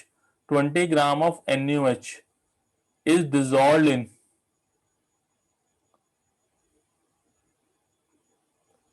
Okay, in 250 gram of water. मैं दोबारा रिपीट करता हूं, 20 gram of NaOH is dissolved in 250 gram of water. Calculate molality of solution. जो NaOH का मोलर मास है वो मैं आपको बता देता हूं, दैट इज 40 ग्राम।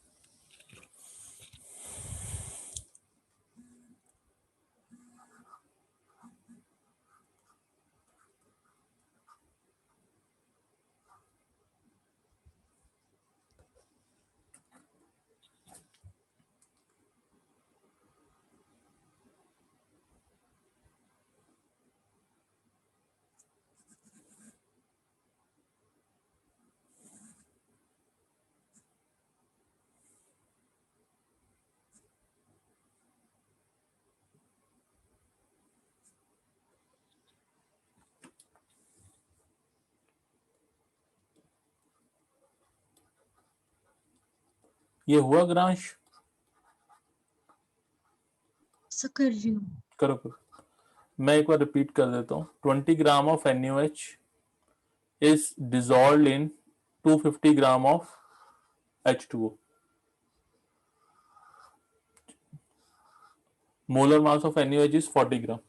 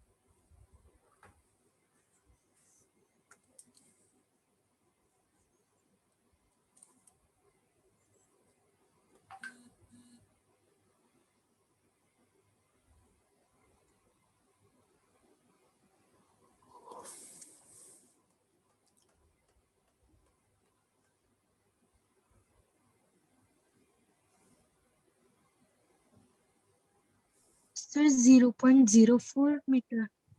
नहीं, देखो इसको, जैसे ये है, मैं यहीं से चलता हूं ताकि आपको समझ में आए। Now molar mass of NaOH, वो मैंने आपको बता दिया था, दैट इज द 40 ग्राम। अगर उसको कैलकुलेट करना है तो वो भी कर लेते हैं। ये जैसे Na का होता है 23, ओके, ऑक्सीजन का होता है 16 और हाइड्रोजन का होता है 1। तो 16 plus plus 23 plus 16 plus 1 that is the 40 ग्राम। तो मोलर मास ऑफ NaOH कितना आ गया? 40 ग्राम। ठीक है, नो इशू। तो मोल्स ऑफ NaOH, क्योंकि NaOH सोल्यूट है तो मोल्स ऑफ NaOH कैलकुलेट कर लेते हैं। तो that is comes out to be 20 divided by 40, तो इट इज 0.5 मोल आ गया। ठीक है, नाउ मास ऑफ H2O कितना दिया है? यहाँ पे सॉल्वेंट H2O है तो वो आपको 250 ग्राम गिवन है। चाहे तो आप इसको यहीं पे किलोग्राम में कन्वर्ट कर लो, करना है तो, ठीक है, अदरवाइज बाद में भी कर सकते हो। नाउ मोलैलिटी ऑफ NaOH क्या होगा? इट वुड बी, या molality of solution, it would B moles of NaOH that is 0.5 divided by mass of water, वो कितना है? 250 ग्राम्स। अब इसको करना है हमने किलोग्राम में, तो डिवाइडेड बाय 1000 कर दिया, तो इट इज 0.5, 1000 ऊपर चला गया, 250 नीचे,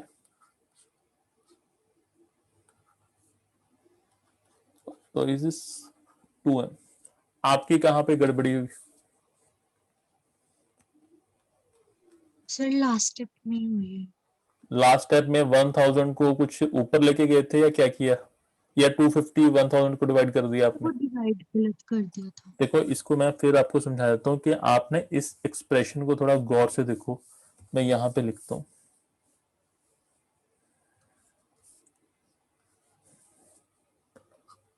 कि this is number of moles divided by weight that is in KG. अब जब आप इसको नंबर ऑफ मोल्स जो भी है आपके, जैसे सपोज करो ये 0.5 आया, तो ये आपकी A अपॉन B वाली टर्म्स है, तो दिस इज 0.5 डिवाइडेड बाय 1। उसके बाद जब आप डिवाइड करते हो, जब वेट इन केजी है और आपको दिया कितना है? 250, ठीक है, और इसको आपको केजी में कन्वर्ट करना है ग्राम को, तो 1000, तो ये आपकी C अपॉन D टर्म हो जाती है। अक्सर लोग क्या मानते हैं, ये A मान लिया इसको, ठीक है, वो B अपॉन C करते हैं, तो B इंटू सी कर देते हैं, जो नॉर्मली यही करते हैं ना, ये B इंटू सी इस तरीके से कर देते हैं। जबकि ये A अपॉन B क्या है? That is number of moles, और C upon that is weight in kg, तो D ऊपर जाएगा। तो ये मतलब थोड़ा मैथमेटिकल हिच है इसमें, इस चीज को थोड़ा समझो, ठीक है, कि A by B that is number of moles, वो 0.5 ले रहे हो। नॉर्मली वो ए, वही स्टूडेंट की आदत क्या होती है कि A अपॉन बी सी है, तो ये A अपॉन बी इंटू सी ऐसे कर देता है।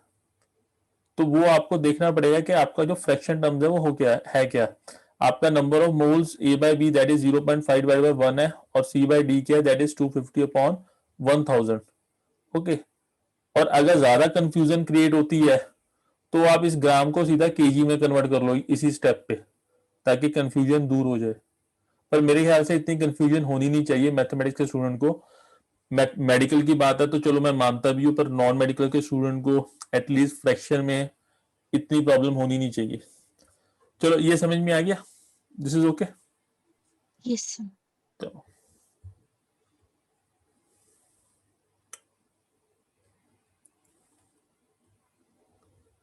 फिर आता है molarity, M, capital M, sorry. Now what is molarity? It is the number of moles of solute dissolved in 1 litre या 1 decimetre cube of volume of solution. अब मोलैरिटी और मोलैरिटी में डिफरेंस देखो, मोल्स ऑफ सोल्यूट दोनों में है। यहां पर मास ऑफ सॉल्वेंट इन केजी है, जबकि यहां पर वॉल्यूम ऑफ सॉल्वेंट नहीं है, वॉल्यूम ऑफ सोल्यूशन है। तो दो चीजों का फर्क पड़ गया, वहां पे मास ऑफ सॉल्वेंट था, यहां पर वॉल्यूम ऑफ सोल्यूशन है। मास भी फर्क पड़ गया, वॉल्यूम आ गया, और वहां पे क्या था? सॉल्वेंट। यहाँ पर सॉल्यूशन, और वो भी स्पेसिफाइड है इन लीटर या decimetre cube. Volume of solution हमने या तो लीटर में लेना है या डेसीमीटर क्यूब में, क्योंकि जो 1 लीटर होता है that is equal to 1 decimetre cube. अब ये भी एक इशू है, इसको समझ लो आप। ये आपको पता होना चाहिए कि जो आपके मेंसुरेशन के जो मैथमेटिकल यूनिट्स हैं वो हमारे होते हैं centimetre cube, metre cube, decimetre cube. ये मैथमेटिकल यूनिट्स हैं जो मेंसुरेशन में आप यूज करते हो। पर जो डेली लाइफ में आप वॉल्यूम के यूनिट्स यूज करते हो वो मीटर क्यूब, सेंटीमीटर क्यूब या डेसीमीटर क्यूब नहीं यूज करते। आप किसी दूध वाले को ये नहीं बोलते कि मुझे 1 डेसीमीटर क्यूब दूध दे दो, उसकी समझ में नहीं आएगा। वहां पे आप लीटर ml में यूज करते हो। जो प्रैक्टिकल लाइफ है उसमें ml, लीटर्स, इसमें बात चलती है। तो देयरफॉर वो कन्वर्जन्स जो हैं वो आपको पता होना चाहिए कि जो आपका this is the 1 centimetre, suppose कर लो डाइस है जो कि 1 सेंटीमीटर जिसकी हाइट ब्रेथ है, तो इसका वॉल्यूम क्या होगा? Volume will be equal to 1 centimetre into 1 centimetre into 1 centimetre. तो वॉल्यूम हो जाएगा इसका 1 सेंटीमीटर क्यूब। ये 1 सेंटीमीटर में अगर मैं वाटर फिल करना चाहूं तो वो कितना आएगा? That will B 1 ml। तो पहली कन्वर्जन तो ये है कि 1 centimetre cube is equal to 1 ml।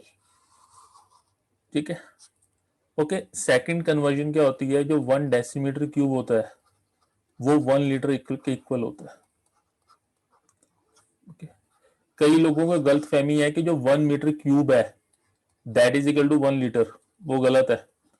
उसका प्रैक्टिकल एग्जांपल मैं आपको बता देता हूं कि सपोज करो जो आपकी वाटर टैंक होता है, आप इमेजिन करो 1 मीटर हाइट है, 1 मीटर लेंथ है, 1 मीटर ब्रेथ है।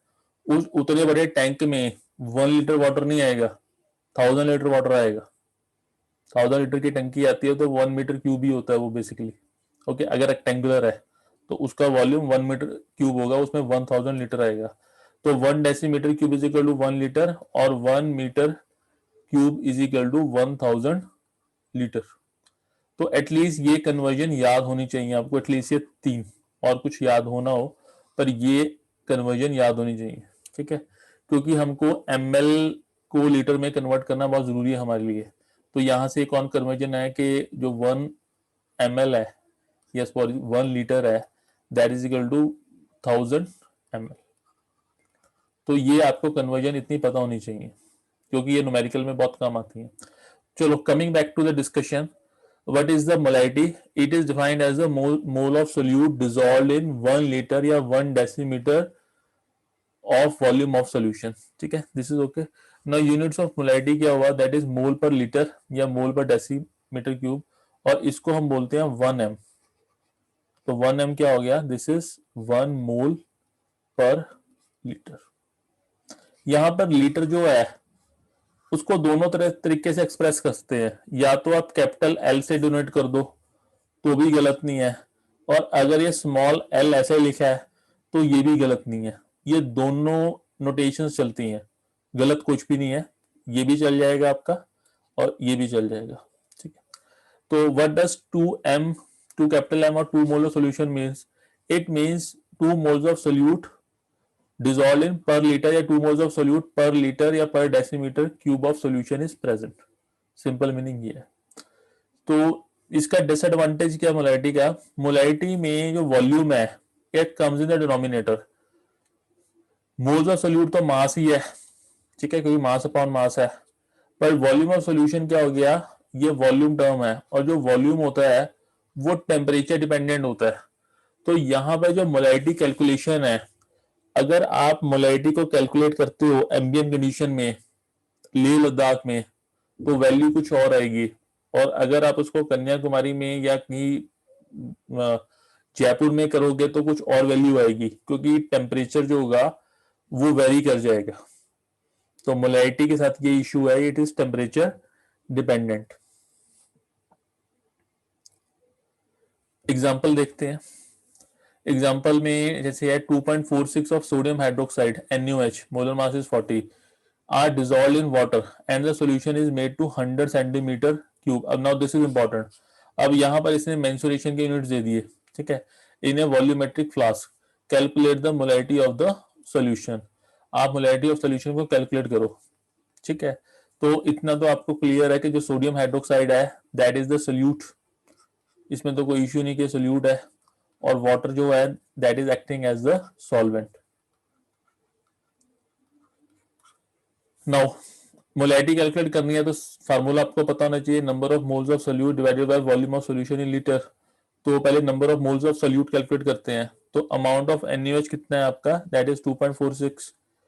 तो मोल्स ऑफ NaOH क्या आ गया, मास of NaOH divided by molar mass, तो 2.46 divided by 40 gram that is 0.0615 मोल।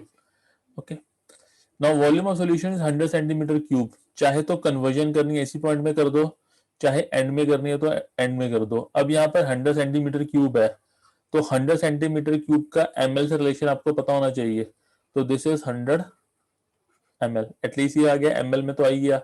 अब एंड में वॉल्यूम ऑफ सॉल्यूशन आपको चाहिए, अब 100 ml है, और 100 ml को अगर आप 1000 लीटर में कन्वर्ट करोगे तो क्या होगा, तो इट वुड बी, जैसे यहाँ पे moles divided by 100 ml।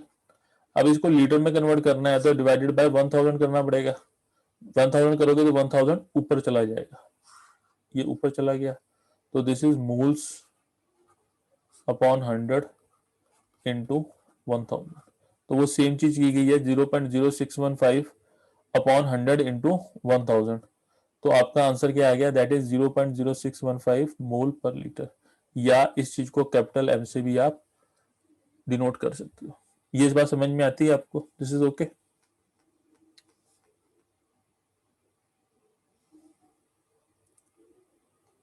Yes ठीक है, तो इसका एक क्वेश्चन करते हैं, ठीक है, थोड़ी स्टेटमेंट चेंज कर देता हूँ इसमें।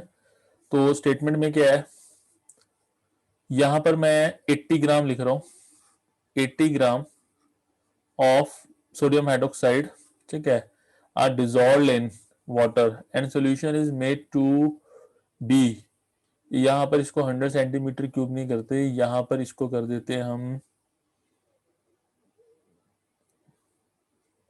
500 सेंटीमीटर क्यूब, ठीक है। Calculate the molarity of solution करिए।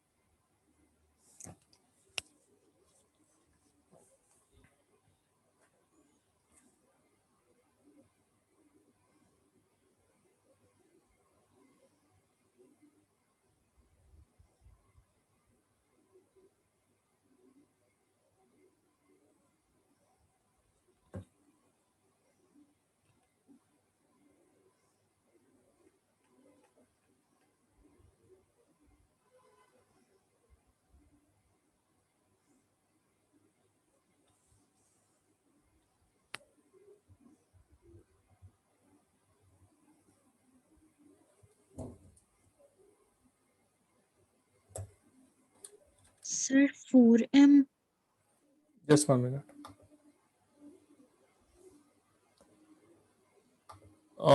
लेट मी चेक इट, एक मिनट, 80 अपॉन 2,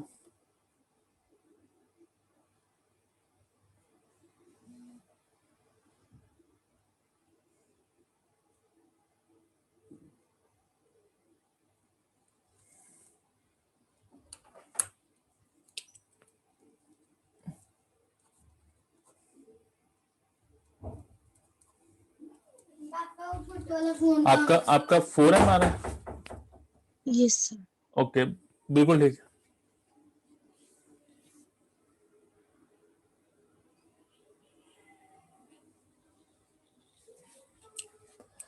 फोर एंड में से आपका तो ये गलत आया, ये गुरपंत, इसको देखो आप, 80 ग्राम है, मोलर मास 40 है, तो नंबर ऑफ मोल्स क्या आ जाएंगे, नंबर ऑफ मोल्स क्या होंगे, it would B 80/40, that is 2। ठीक है, ओके। और इसको सीधा फार्मूला लगाते हैं, एम इज दैट इज 2/500। ठीक है, ये ml हो गया, तो 500/1000, तो इट इज 2/500, 1000 ऊपर चला जाएगा, तो इट इज 4 कैपिटल M। आप 2 आ रहा था आपका आंसर, एक बार मिनट, यस तो आपका कहाँ पे गलती होगी? वो मैंने सर 500 नहीं दिया। थोड़ा मत देखिए इस चीज को। चलो ये this is okay, molality this is okay. चलो इस पे तो अभी लॉस बहुत सारे क्वेश्चन प्रैक्टिस करने हैं, पर अभी इतना तो क्लियर है ये। ठीक है, चलो आगे चलते हैं। Then comes the normality. ठीक है, वेरी वेरी इंपॉर्टेंट और मुश्किल भी है। और इसके जो कॉन्सेप्ट्स हैं, सिर्फ नॉर्मेलिटी सिर्फ इसी चैप्टर में नहीं आती, नॉर्मेलिटी काफी चैप्टर्स में आती है। अब कौन कौन से चैप्टर्स में आती है अगर मैं आपको बताऊं, मोल कॉन्सेप्ट में आती है चैप्टर 1 में। आफ्टर दैट ये इक्विलिब्रियम चैप्टर में आती है, चैप्टर नंबर 7। उसके बाद में ये आती है आपकी अब सॉल्यूशन में आ गई है, ओके। फिर उसके बाद में केमिकल काइनेटिक्स में भी थोड़ा आएगा इसका पार्ट, ओके। फिर ये वॉल्यूमेट्रिक एनालिसिस है, that is not included in the syllabus of CBSE, पर कंपटीशन का पार्ट है, तो वहां पर भी इसको यूज करते हैं। तो लॉट ऑफ चैप्टर्स में इसका नॉर्मेलिटी का यूज है, रिडॉक्स सेक्शन में भी यूज होता है इसका। ठीक है, तो इसको अंडरस्टैंड करना बहुत जरूरी है, खासकर कंपटीशन के लिए। तो देखते हैं normality, okay. Now what is normality? It is noted bye symbol capital N। Now it is defined as the number of equivalents of solute divided by volume of solution in liter या decimeter cube, या number of equivalents of solute dissolved in 1 liter और 1 decimeter cube। तो नीचे वाली terms तो clear है, volume of solution litre और decimetre cube, क्योंकि ये मोलाइटी में भी आई थी। अब ये number of equivalents of solute, ये एक नई टर्म है, ओके। इसको अंडरस्टैंड करते हैं ना। यूनिट्स ऑफ नॉर्मेलिटी क्या है, वो आपके इक्विवेलेंट अपॉन लीटर या डेसीमीटर क्यूब हो गया, ओके। नाउ अब ये इक्विवेलेंट्स क्या है, इसको करना जरूरी है। मोल्स तो हमने किए हैं पर इक्विवेलेंट्स नहीं किए। Now what are equivalents? Equivalents क्या होते हैं आपके? इक्विवेलेंट नंबर ऑफ इक्विवेलेंट्स कैसे कैलकुलेट करते हैं? This is the weight of substance upon equivalent weight. मुझे जो भी गिवन वेट है डिवाइडेड बाय इक्विवेलेंट वेट कर दूंगा, तो मेरे नंबर ऑफ इक्विवेलेंट्स निकल आएंगे। तो वेट ऑफ सब्सटेंस तो पता है, गिवन मास ऑफ सब्सटेंस। अब ये इक्विवेलेंट वेट कैसे कैलकुलेट करते हैं? अगेन जो इक्विवेलेंट वेट EW है, it is given as a molecular weight या molar weight divided by valency factor Z। अब सारी कहानी यहां पर निकल के आती है, what is this valency factor Z?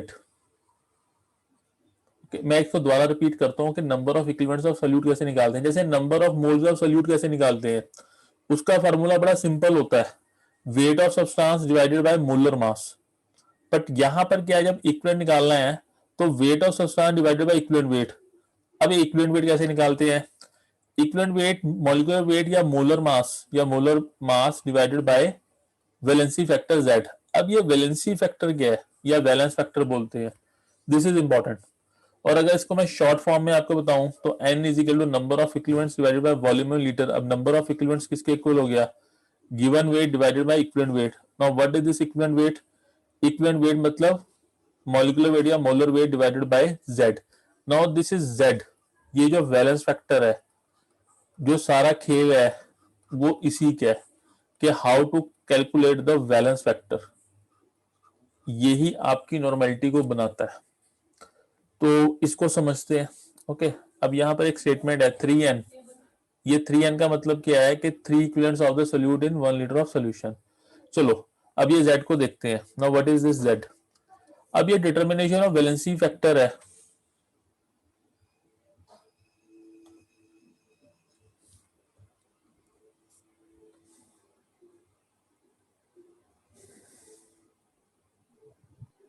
Hello गुरांश, sound clear है? Yes sir. आपका लेक्चर कहां से स्किप हुआ था?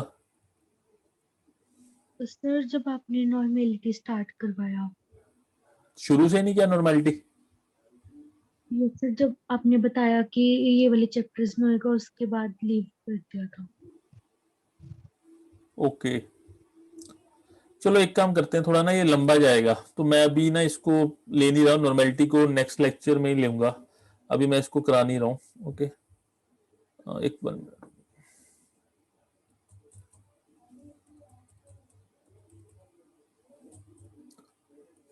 चलो अब तक मोलाइटी तक हमने कर लिया, नॉर्मेलिटी जो है, क्योंकि नॉर्मेलिटी के आगे ना ये भी आएगा आपका ना, ये मिक्सिंग ऑफ सॉल्यूशन, एक को इसको इकट्ठा ही करवाऊंगा मैं आपको। तो आज इतना ही करते हैं, ठीक है, मोलाइटी तक ही करते हैं। तो नॉर्मेलिटी और ये जो मिक्सिंग ऑफ सॉल्यूशंस है, ये नेक्स्ट टाइम करेंगे, प्लस क्वेश्चन आंसर इसके होंगे। मैं आपको कुछ ना अभी होमवर्क दूंगा, एमसीक्यूज की शीट आपको मैं भेज दूंगा, उसमें जो मोलाइटी तक क्वेश्चंस हैं वो कुछ ट्राई करना आप लोग। ओके, ठीक है, तो मैं यहाँ पे लेक्चर एंड कर रहा हूँ। Thank you sir. Okay, most welcome.